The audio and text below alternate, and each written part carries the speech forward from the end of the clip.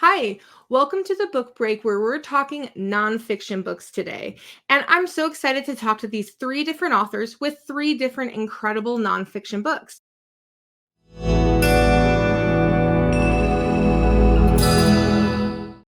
Today we're going to start with Arthur F. Coombs III on his new book, The Ruby Rule. But let's watch the trailer first. This book can help you communicate with others when the topics are often uncomfortable. What I'm trying to teach is more listening and less labeling will promote and create more healing and less hating. And we need that more than ever. Hi, Art. How you doing? Good. Now, I'm really excited. Your book just barely came out, and it is a book that kind of transcends the thought of a lot of folks. So tell us more about the Ruby Rule. Well, the Ruby Rule, I think in order to understand the Ruby Rule, you first have to revisit the Golden Rule. And everybody knows the Golden Rule. The Golden Rule has been taught by every religion on the planet for as long as the planet's been around. And the Golden Rule is simply treat others the way you would want to be treated. There is another rule called the Platinum Rule. It's been around for a couple of decades. It's well known, but not as well known as the Golden Rule. It throws a slight twist on the Golden Rule, and it is treat others the way they would want to be treated, not the way you want to be treated, but the way they want to be treated. Yeah, and I think it's really important that you made that distinction because there's also more with the Ruby Rule that's different from the Golden Rule. And there is. So what I try to do is I try to take the best in the Golden Rule and the Platinum Rule, two great rules. They meet someone's expectations just from different perspectives. The Ruby Rule, what I'm trying to do is go above and beyond. So in the Ruby Rule, what I'm trying to suggest is that we should treat people altruistically in a manner that they don't even know they want to be treated yet. In other words, we can go above and beyond and treat people with kindness in a manner that almost shocks them. Yeah. It's almost like, whoa, okay, I didn't see that coming. Yeah. Do you have a story that would illustrate what this looks like? Yeah, very, very, very simple. My wife and I, we get married, and simple husband-wife stuff. We're brushing our teeth in the morning, and I just merely mention with my mouth full of toothpaste, I need a new toothbrush. And my wife hears that, and bless her heart, she goes to the store and she buys me a toothbrush. Well, the toothbrush she buys me is the brand she likes. She's living the Golden Rule. She's treating me the way she wants to be treated. She brings it home, she puts it in my drawer, and I see it and I go, oh my gosh, you are so, so sweet. That is so kind. After a couple of days, though, I'm realizing I really like my other brand of my toothbrush. And so I mention it to her and she goes, oh, I had no idea. I just bought you the brand I like. And she says, well, what brand do you like? And so I tell her, bless her heart, she goes to the store. Next time she goes to the store, she buys the brand I like. Now she's living the Platinum Rule. As I go to brush my teeth the next morning, I look in my drawer, and not only has she replaced my toothbrush, but she's proactively gone in and looked at my toothpaste, and she's replenished that with the brand I like. She's gone in and replenished my floss. She's gone in and replenished my mouthwash.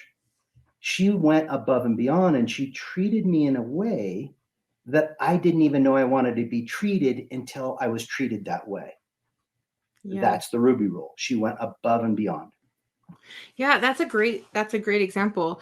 Something else I noticed with your book that was really a big thing for me was you also talk about another way to live the Ruby Rule, and that is how you communicate with others with differing viewpoints and why it's important for us to stand up and state our thoughts and opinions as well as listen to others. And that was big for me because I'm the person that hates confrontation, hate it with a passion.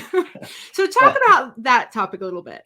Well, I think there's a misnomer. I think we all have beliefs, and we all act in a certain way.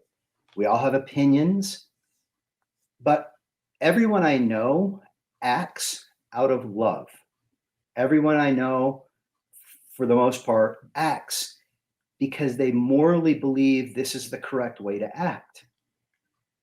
One of the challenges with that is if I believe X and I'm a good person, and I believe X because I'm kind and I'm altruistic and I'm just a good guy. Anyone who believes differently than me must be motivated by something other than love and kindness. And that's simply not the case. It's simply not the case. In the book, and I know it's cliche, but in the book, we have to do a better job at listening. We have to do a better job at pausing, stopping, and just taking the information in and truly embracing another person's idea without necessarily accepting it. And one of the phrases I say all the time, progress does not stop when we stop talking. Progress stops when we stop listening. I mean, really listening. Not just listening to rebuttal you, but listening to be empathetic and to understand where you're coming from. I don't have to agree with you, but I have to recognize your humanity and say, Melissa is a good person too. She has a different opinion. She's not evil. She's not out to get me. I don't have to destroy her. She has a different perspective.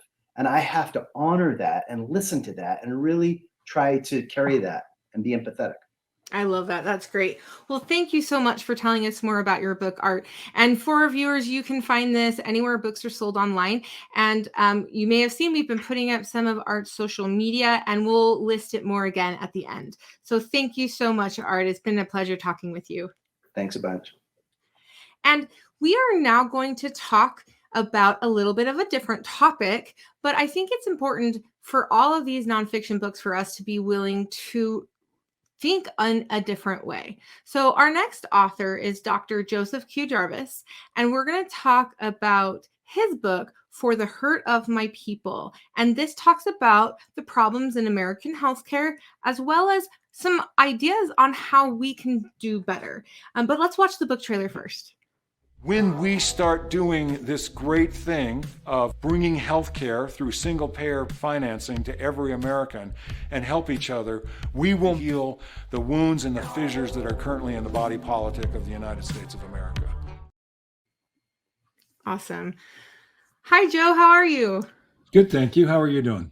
Good. Now, I said Joe, but your author name is Dr. Joseph Q. Jarvis, and you're more than an MD. You also have a master's as well. What is your other specialty? I have a master's degree in public health. Most of my career has been as a public health physician. So tell us a little bit more about your book. What is your book fully about? I'd like to talk with the mainstream people in the United States, the sort of center-right and center-left people, about health system problems that are rampant in our country and why doing something about those is the right thing to do morally and fiscally and constitutionally.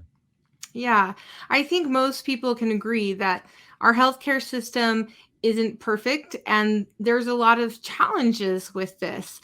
Tell us a little bit more about some of the challenges that you talk about in your book.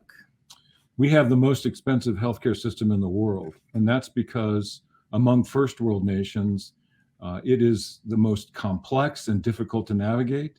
It has the highest overhead and administrative waste, and it's also the poorest quality healthcare system in the first world. We have patient injury problems far more than other countries do. Our patients are not safe in hospitals. There are 240,000 premature deaths every year in the United States due to preventable injury to hospitalized patients. That should be a shocking statistic that really ought to draw us into this conversation. Yeah, I agree. It is. And I think a lot of us have experienced trouble with our health insurance company or with the care that we receive when we go to the doctor. Can you give us an example that you've experienced? Oh, it's very common. I would say every American family knows a story about how the health insurance business model, which is to deny care as much as possible, has impacted their family members. People, first of all, many people cannot afford health insurance. So they simply don't have health financing for the simple problems that become later in life much bigger problems. They can't treat their high blood pressure because they can't afford it. They can't treat the ear infections because, again, they can't afford it. They can't buy the insurance, and the insurance isn't there for them. But even if you can get health insurance because perhaps you have a good job that has health insurance benefits, it's increasingly the case that you will not have access to the care you need when it's really urgent. People have, the health insurance businesses have a variety of ways of excluding people from the services that they need. Some of it is by payment. Again, it's an affordance issue.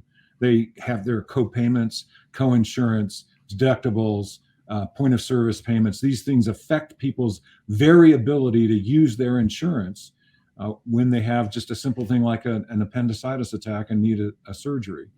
When you don't do these things promptly, as all of these barriers delay the care, when you don't do them promptly, you end up losing opportunities for the best outcomes. We Americans are least able through our healthcare system to prevent illness and injury and premature death that is known to be amenable to the care we know how to do.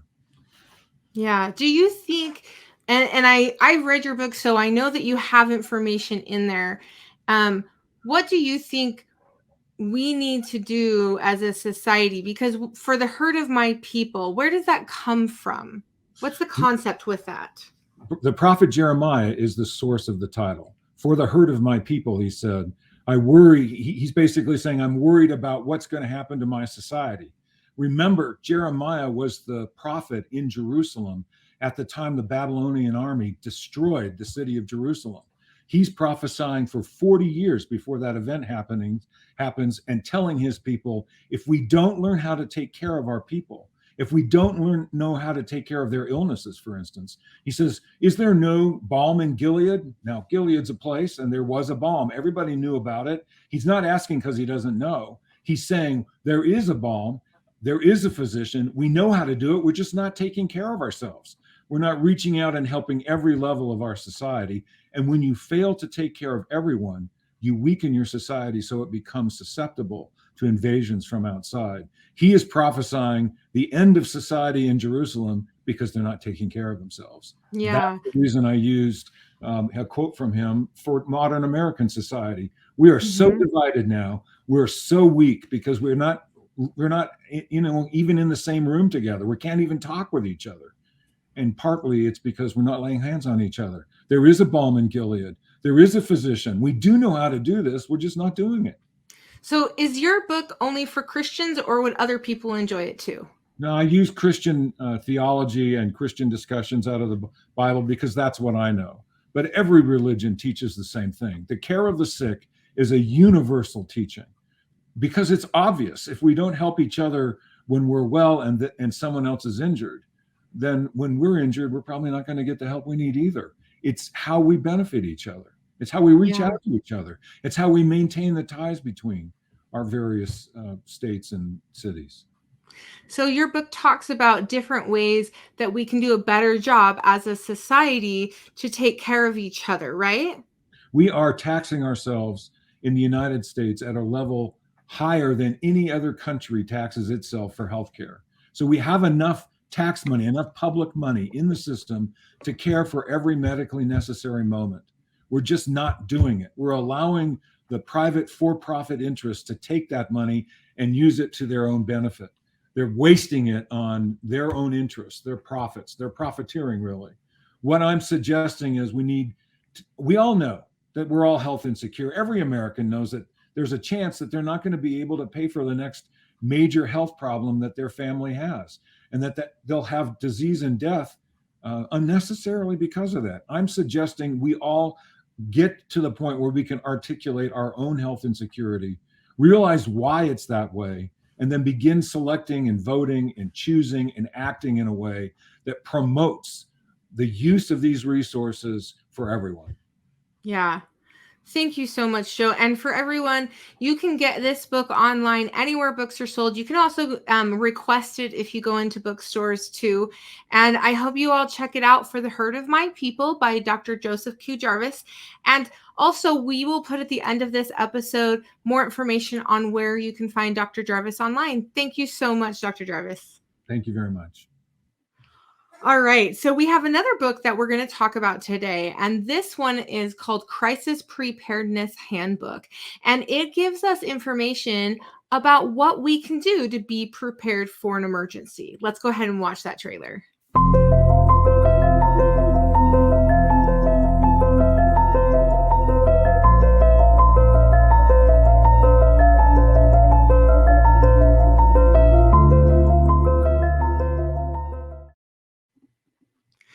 All right, so we're going to be talking to the author, Patricia Spigarelli Aston.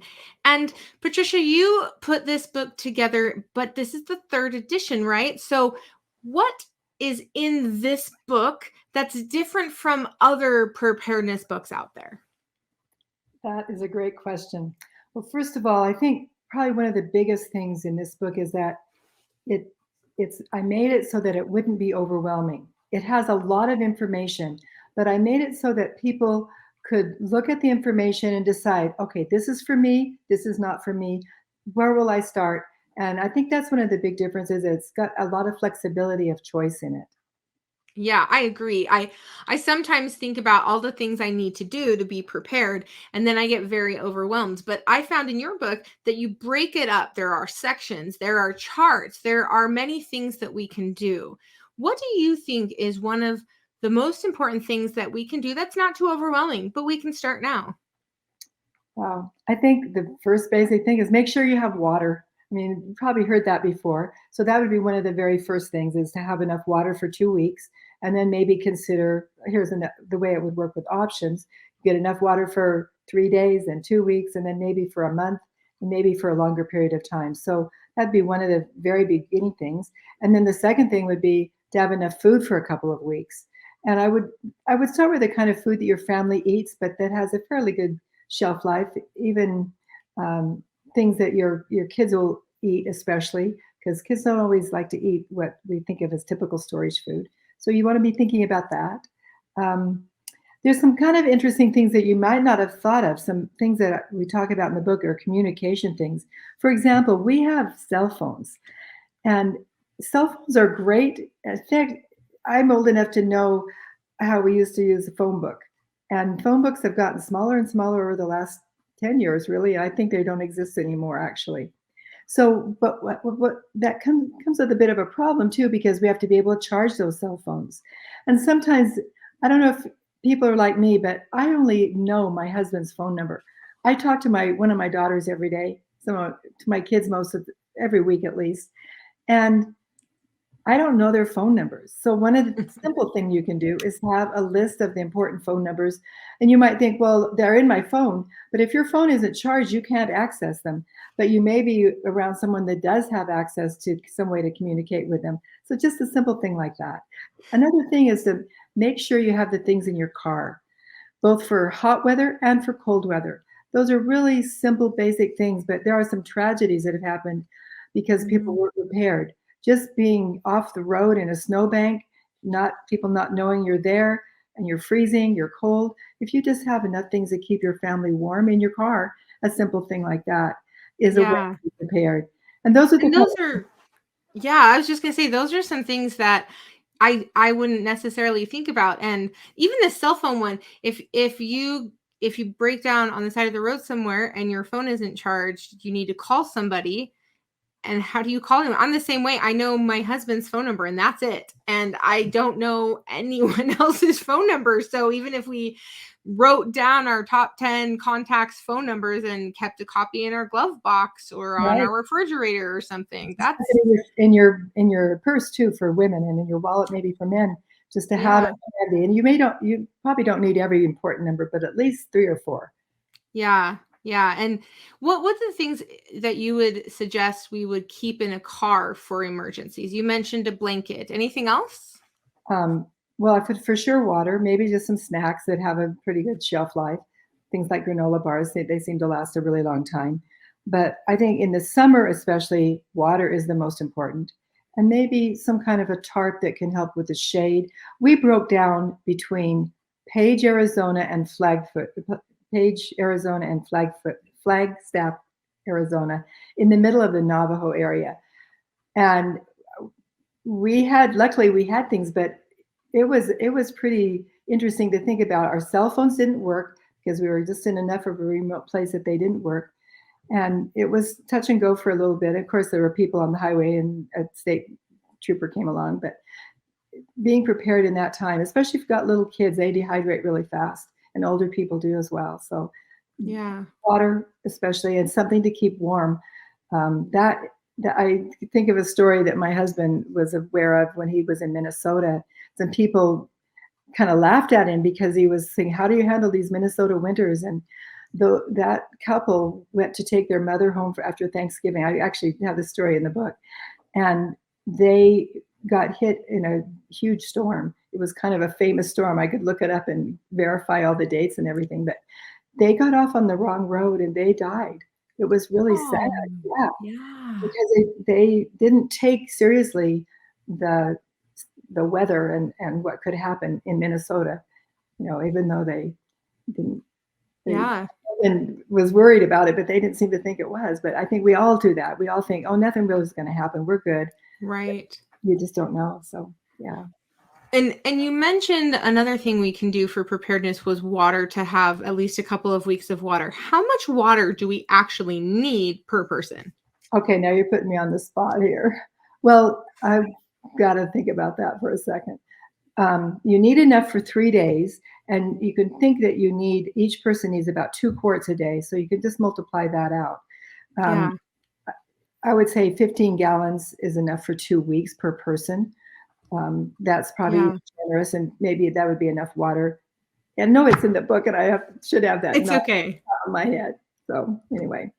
Well, and you also talk about in your book water purification options, which I think is a great thing to add, because so many of us, maybe we haven't put water aside, but I know every time that there's going to be some kind of like water being turned off or something like that, my mom always says, fill up your bathtub.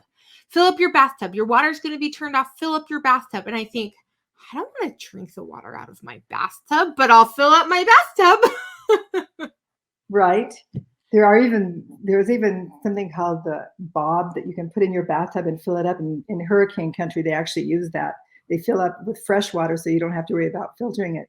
But you're right. If you fill up at least you have the water. And so then you have to be able to figure out how to either purify it or filter it if you're not sure that your bathtub is totally clean. Yeah. Well, and another thing I really liked about your book is you didn't just talk about big crises. There are small crises that happen in our lives, and you give tips for what you can do to be prepared for those. What were some of the ones you talked about in your book? Well, first of all, you aren't always aware of when you're going to have some kind of crisis happen in your life. And you might have a personal crisis, for example, if a spouse dies, or for a divorce even. Those kinds of things require that you have things in reserve, especially financially, but also food. And if you lose a job, that is really helpful to tide you over. If you have the security of knowing you can feed your family, that's important, or that you can pay the rent. Those are things that you need to be prepared for personally. But you also could have little minor things happen in the community. I live in Cache Valley, and there was an oil spill that closed down Hiram's water system for, I think it was more than a day. And so people were scrambling to get bottled water. But if they just had that little bit of reserve, they could have made it through that small crisis. Same thing, we had someone hit a power pole, and part of our town was out of electricity for over 24 hours. And that's pretty scary in the middle of the winter, especially if you own a restaurant and have a freezer full of food. So what do you think? How do you take care of that? Yeah, I love that you talk about those different things. Another thing I really loved about your book, and this is why our viewers should really check out this book, is there are charts in there, there are graphs, there are food plans, there's all kinds of information in there. And Patty, your book, or Patricia, sorry, I call you Patty. But Okay. your book is available anywhere books are sold online. People can also request your book in bookstores. It's also available in Deseret bookstores and in so many places. And I just can't say enough about this. And September is Preparedness Month. So if there was ever a month to start getting prepared, it's this month. It really is. This is when the harvest is in. That's a good time. You're heading into winter. It's not cold yet in September. You have time to take care of making sure that you can make it through any kind of situation that might happen to you in the next at least 6 months. Yeah, for sure. Well, thank you so much for being here with us today. I'm glad to be here. And for our viewers, we've been putting it up on the screen, but we can also put out in just a second the information where you can contact all 3 authors that we've talked with today. And I hope you enjoy your nonfiction books. I sure enjoyed these. Thanks and have a great day.